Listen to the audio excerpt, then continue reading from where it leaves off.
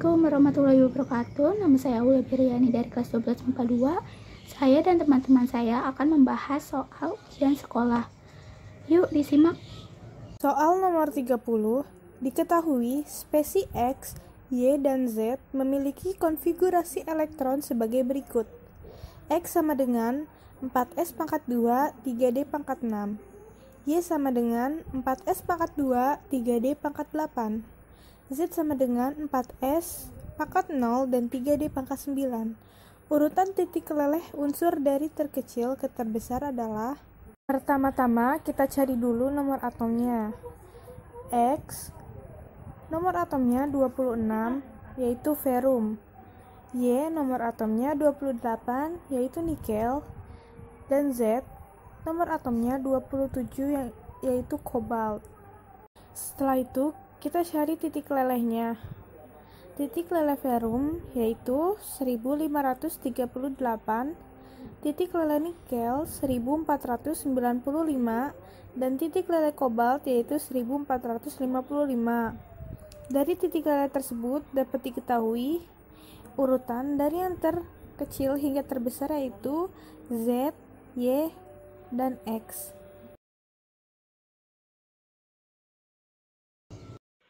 Perhatikan tabel berikut ini.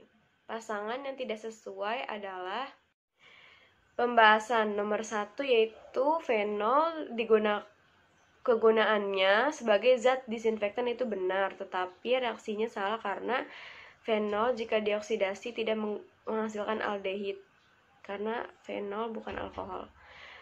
Yang nomor 2 yaitu nitrobenzena berguna sebagai bahan baku pembuatan anilina itu benar dan reaksinya juga benar. Nomor 3 yaitu toluena berguna sebagai bahan pembuatan TNT itu benar dan reaksinya juga benar, yaitu dapat dioksidasi menghasilkan asam benzoat.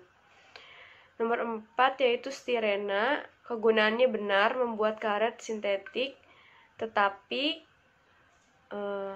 reaksinya salah karena stirena ini sukar dioksidasi. Jadi jawabannya ialah B, 1 dan 4. Perhatikan tabel hasil uji karbohidrat berikut. Pasangan data yang berhubungan dengan tepat adalah materinya identifikasi jenis karbohidrat dengan menggunakan beberapa uji coba. Nah, yang harus kita tahu antara lain yang pertama, uji Fehling menggunakan CU2O. Antara lain ada fruktosa, glukosa, maltosa, dan laktosa. Yang kedua, ada uji Fehling tidak menggunakan CU2O. Antara lain ada sukrosa, amilum, dan selulosa. Yang ketiga, ada uji Molis menghasilkan merah ungu. Berarti dia karbohidrat. Kalau tidak menghasilkan merah ungu berarti bukan karbohidrat. Dan yang terakhir ada hidrolisis amilum dengan bantuan enzim, berarti dia glukosa. Nah, berdasarkan opsi pada soal berarti jawabannya ada di C.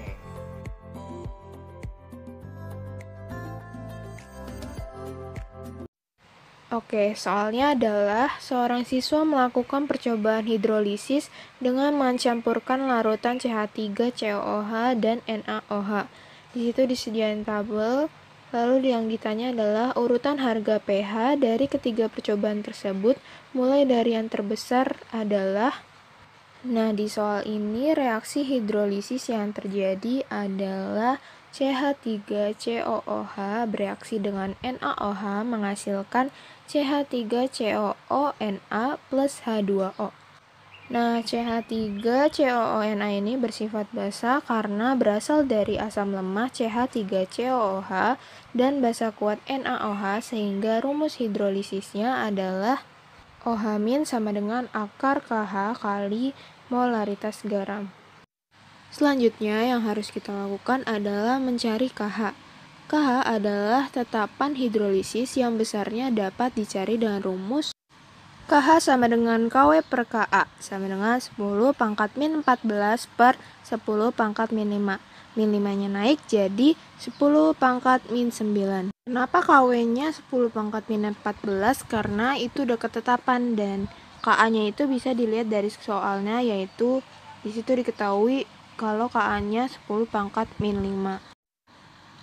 Selanjutnya kita cari molaritas garam dari masing-masing percobaan. Nah, rumusnya itu adalah M1 kali V1 per V total. Lalu tinggal masukin aja M1-nya di situ, konsentrasi pada percobaan 1 0,1 dikali V1-nya adalah volume 25 per V total 25 tambah 25 sama dengan 50 dan hasilnya 0,05. Seterusnya sampai percobaan ketiga.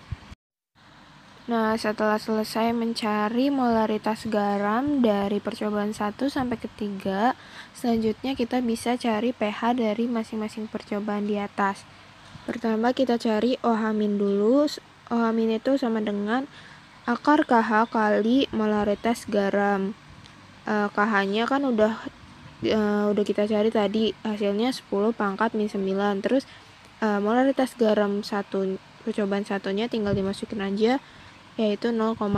Jadi akar 10 pangkat min 9 dikali 0,05 hasilnya 0,7 kali 10 pangkat min 5. Nah, itu dihitung sampai seterusnya, tinggal masukin aja sampai percobaan ketiga. Terus selanjutnya tinggal kita cari deh pOH-nya. pOH itu kan min log H+, jadi min log 0,7 kali 10 pangkat min 5. 5-nya turun jadi 5 plus log 7. Terus nyari pH gimana? Nyari pH itu 14 kurang pOH. Jadi 14 kurang 5 sama dengan 9 min log 7. Log 7 kan diketahui di soal 0,84. Jadi tinggal 9 kurang 0,84 sama dengan 8,16. Nah, itu dihitung aja seterusnya, ngikutin yang atas tadi sampai ke percobaan ketiga. Nah, setelah ketemu semua, jadi bisa kita urutkan dari yang terbesar adalah 2, 3, 1. Jadi jawabannya yang D. Oke, saya akan menjelaskan nomor 38. Materi laju reaksi bab 1 metode ilmiah. Percobaan yang dilakukan terhadap 1 gram pita magnesium dengan 25 ml larutan asam klorida sebagai berikut. Variabel bebas, variabel kontrol, dan variabel terikat dari percobaan tersebut berturut-turut adalah. Nah, sebelumnya kita perlu mengetahui apa itu variabel bebas, variabel terkontrol, dan variabel terikat. Variabel bebas adalah variabel yang mempengaruhi variabel terikat yang sengaja dibuat berbeda, atau variabel bebas adalah tipe variabel yang menjelaskan atau mempengaruhi variabel lain. Variabel kontrol adalah variabel yang dibuat sama untuk semua perlakuan. Artinya, variabel kontrol adalah variabel yang mengontrol keadaan atau variabel pembanding terhadap variabel yang telah diuji. Nah, kalau variabel terikat atau dependent adalah variabel yang tengah diamati atau diobservasi.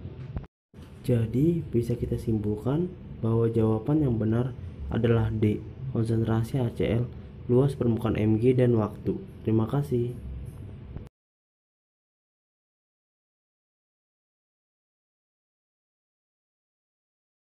Saya akan menjawab soal nomor 14.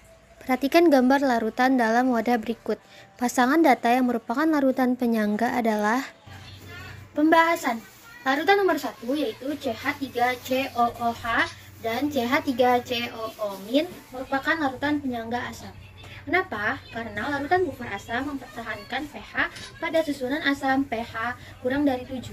Larutan buffer asam terdiri dari komponen asam lemah atau Ha dan basa konjugasinya amin.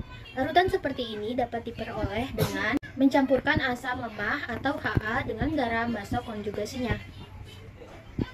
Mencampurkan suatu asam lemah dengan jumlah berlebih dengan suatu basa kuat sehingga bereaksi menghasilkan garam basa konjugasi dari asam lemah tersebut. Nah, selanjutnya kita lihat di larutan nomor 2 yaitu HCN dan CN- merupakan larutan penyangga basa. Larutan buffer basa mempertahankan pH pada suasana basa atau pH lebih dari 7. Larutan buffer basa terdiri dari komponen basa lemah dan basa konjugasinya. Larutan seperti ini dapat diperoleh dengan mencampurkan basa lemah dengan garam asam konjugasinya. Mencampurkan suatu basa lemah dalam jumlah berlebih dengan suatu asam kuat sehingga bereaksi menghasilkan garam asam konjugasi dari basa lemah tersebut. Jadi jawabannya itu yang A, 1 dan 2. Nah, selanjutnya teman saya akan membahas soal selanjutnya. 4. Saya akan mengerjakan soal nomor 4. Masa rata-rata satu atom Ki adalah 6,63 kali 10 4 min 23 gram. Sedangkan masa suatu atom C12 adalah 1,99 kali 10 pangkat min 23 gram. Maka masa atom relatif atau AR unsur Ki tersebut adalah, nah di sini kan rumus mencari AR kan udah ada ya. Itu masa satu atom dibagi 1/12 kali masa satu atom C12 ya, jadi tinggal masukin aja angka-angkanya. Jadi 6,63 kali 10 pangkat min 23 dibagi 1/12 kali 1,99 kali 10 pangkat min 23, ya jawabannya A.